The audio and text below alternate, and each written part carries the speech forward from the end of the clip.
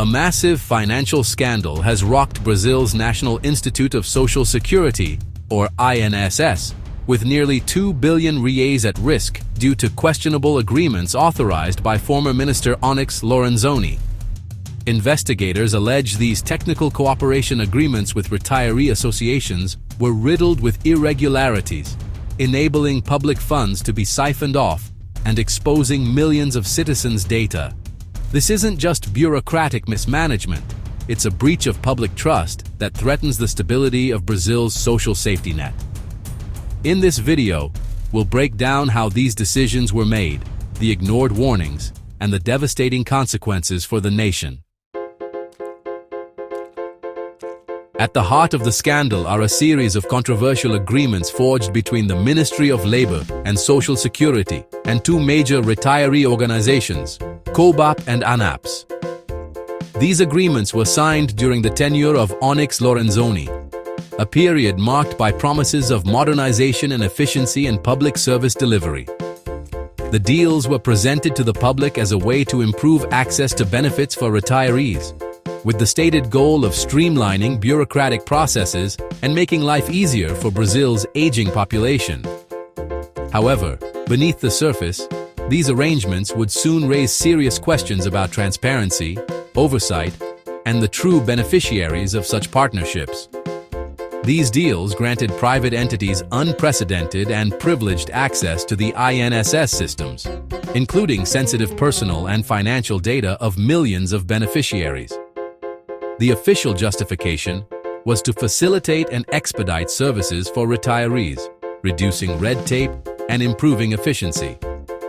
But this access also meant that private organizations could interact directly with government databases, a level of integration rarely seen outside official agencies.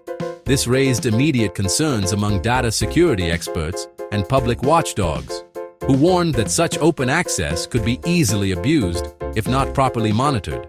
Instead of simply helping retirees, investigators now allege that this privileged access was systematically exploited for commercial gain.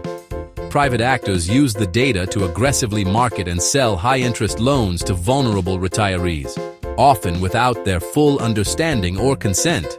In many cases, unauthorized deductions were made directly from retirees' benefits, leaving many elderly citizens confused and financially strained.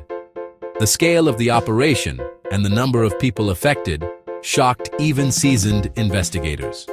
In response, Operation Hefesto was launched in 2023, mobilizing law enforcement and regulatory agencies to investigate the full extent of the scheme. The operation targets both public officials who authorized the agreements and private actors who allegedly profited from them. Authorities allege that what was supposed to be a public resource was turned into a lucrative tool for private enrichment, undermining trust in government institutions and harming some of society's most vulnerable members. Critics point out that the agreements themselves lacked a clear and compelling public purpose. Instead of serving the interests of retirees, they effectively outsourced key government functions to organizations with a direct financial stake in the outcome. This blurring of public and private interests created fertile ground for abuse, as oversight mechanisms were weak or non-existent. At its core, this conflict of interest is what investigators believe transformed what could have been a cooperative effort into a systematic scheme of plunder. The scandal has sparked a national debate about the boundaries between public service and private profit, and the urgent need for stronger safeguards to protect citizens from exploitation.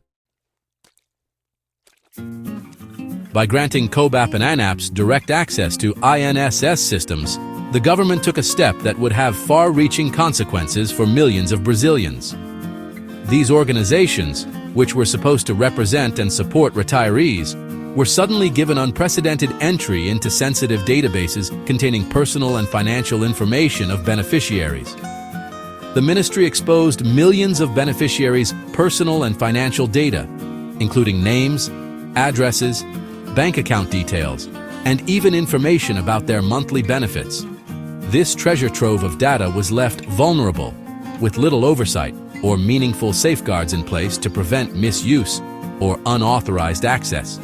This data was allegedly used to aggressively market payroll-deductible loans, targeting retirees and pensioners with relentless phone calls, mailers, and even home visits. Many seniors reported being pressured or misled into signing up for financial products they neither needed nor fully understood. Worse still, some were enrolled in associations or services without their knowledge or consent, leading to unauthorized deductions from their already limited monthly incomes.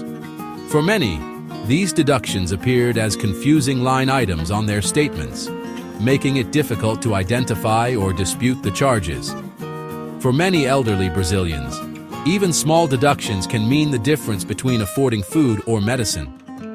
The impact was not just financial, but emotional, causing stress, anxiety, and a sense of helplessness among some of society's most vulnerable members. The agreements didn't just open the door to fraud, they made it easy and profitable for those willing to exploit the system. With access to sensitive data, unscrupulous actors could target retirees with precision, maximizing their own profits at the expense of the elderly. The government's duty is to protect citizens' data, not hand it over to third parties for commercial exploitation. Instead, this breach of trust left millions exposed, with little recourse or protection. This colossal failure of data stewardship eroded trust in the INSS and the broader Social Security system. Many retirees, once confident in the safety of their information, now found themselves questioning the very institutions meant to safeguard their well-being. The harm was not just theoretical, it resulted in direct financial loss for retirees, many of whom struggled to recover their money or even understand what had happened. Ultimately, this scandal delivered a blow to public confidence in government protection, leaving a legacy of mistrust and hardship for those who could least afford it. Perhaps most damning of all, Lorenzoni went ahead and approved these controversial agreements, even though he had received explicit, detailed warnings from the ministry's own legal and technical experts. These were not vague concerns or minor objections. They were formal, well-documented alerts, delivered by professionals whose job was to safeguard the integrity of public administration. The warnings were clear, direct, and left little room for misinterpretation. Internal watchdogs, tasked with ensuring legality and transparency, flagged the deals as not only questionable, but likely illegal. They emphasized that these agreements offered no tangible benefit to the public, and instead exposed the INSS to enormous financial and reputational risk. Their assessments were thorough, citing specific statutes and precedents that would be violated if the deals went forward. The advice from these experts was unambiguous. Don't sign. The documentation included highlighted passages, urgent memos, and even verbal briefings, all reinforcing the same message: proceeding would be reckless and potentially disastrous. Yet, despite the mounting evidence and repeated cautions, political will ultimately overruled technical expertise. The decision-makers chose to ignore the professionals, dismissing their concerns as obstacles rather than safeguards. This blatant disregard for internal controls and expert advice signals a profound breakdown in the system of checks and balances that is supposed to protect public interests. Instead, private interests and political expediency were prioritized, leaving public security and trust at risk. The technical alerts issued by the experts weren't just bureaucratic hurdles, they were urgent red flags, meant to prevent exactly the kind of crisis that would later unfold.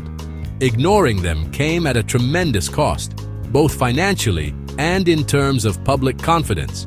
This case stands as a stark and troubling example of what can happen when political expediency trumps sound public administration.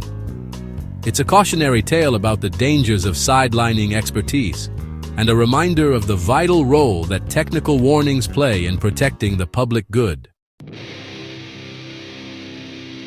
The result? Nearly 2 billion reais lost, money that could have improved INSS services or secured the pension fund's future. Instead, public resources were diverted to private organizations through commissions and questionable fees.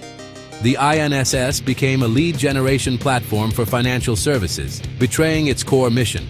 Every byte of data used for profit was a deviation from serving Brazil's retirees. This scandal highlights the urgent need for strict oversight and transparency in public-private partnerships. The lesson: public assets must serve the public, not private gain.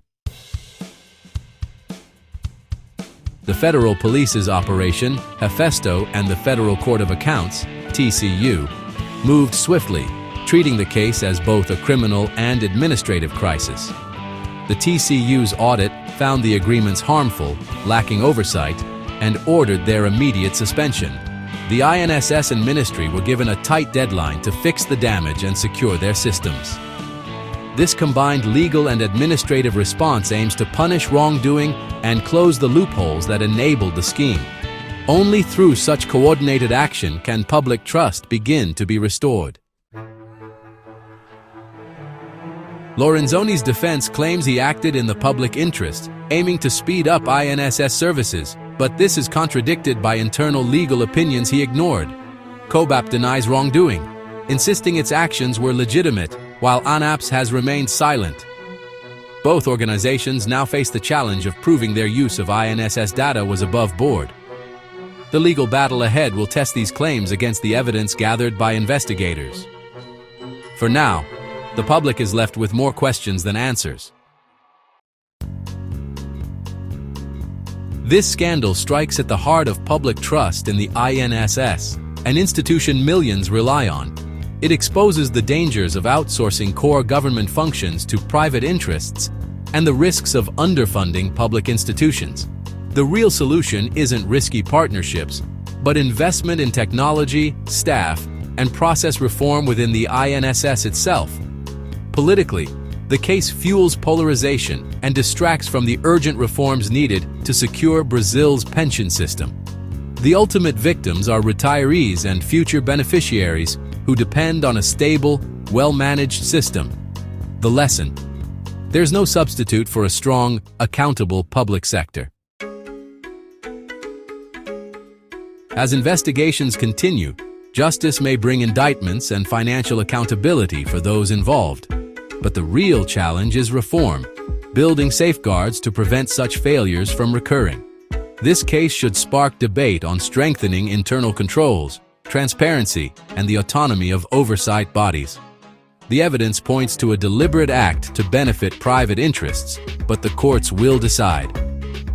The protection of public assets and citizen data must never be compromised for convenience or profit. For Brazil to move forward, the lessons of this scandal must lead to real change, restoring trust and defending the public interest.